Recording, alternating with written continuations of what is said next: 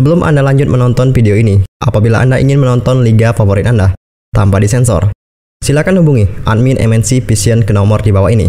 Pasang parabola TV digitalnya sekarang juga, tunggu apa lagi? Dan bayarnya setelah selesai terpasang.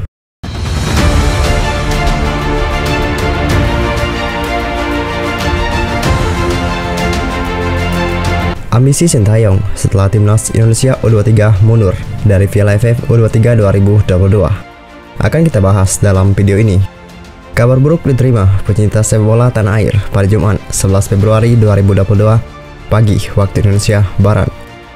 Saat itu PSSI mengumumkan skuad Garuda mundur dari Piala AFF U23 2022. Penyebab Timnas Indonesia U23 mundur karena ada 7 pemain yang positif COVID-19.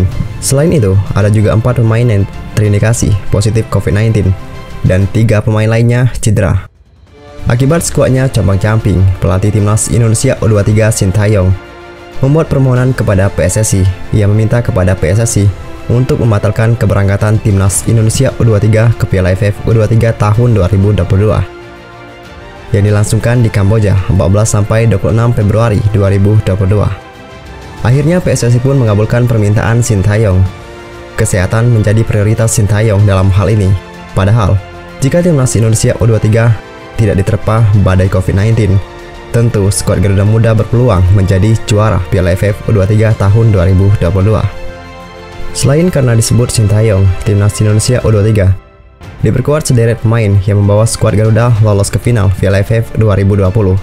Mereka ialah Rahman Irianto, Pratama Arhan, Alfrianda Dewangga, dan lain-lain. Namun, berhubung gagal tampil di Piala AFF U23, Sintayong harus menatap ajang selanjutnya, yakni SEA Games 2021. Ketika menjadi bintang tamu di podcast Deddy Corbuzier medio Januari 2022, ia menargetkan membawa Timnas Indonesia U23 meraih emas SEA Games 2021 yang berlangsung di Vietnam pada 12-23 Mei 2022. Memang, saya ingin mengantarkan Indonesia menjadi juara di Piala AFF U23, ungkap Sintayong di podcast Close the Door milik Deddy Corbuzier. Namun selain itu, saya lebih mementingkan pada bulan Mei ada SEA Games dan saya ingin fokus ke sana, lanjut Sintayong.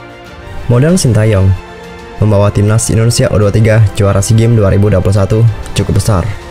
Sebab, jika proses naturalisasi 2 pemain keturunan Sunny Walsh dan Jordi Amat rampung sebelum April 2022, keduanya tentu dapat membela skuad Garuda di SEA Games 2021. Alasan pertama, Liga Belgia yang menaungi mereka sudah rampung akhir April 2022. Kedua, di SEA Games 2021, seluruh tim diizinkan menggunakan 3 pemain senior, alias 3 pemain yang usianya di atas 23 tahun. 2 slot diantaranya dapat diisi Sunny Walsh dan Jordi Amat. Semoga ambisi besar Sintayong ini dapat membuahkan hasil. Berapuh Timnas Indonesia.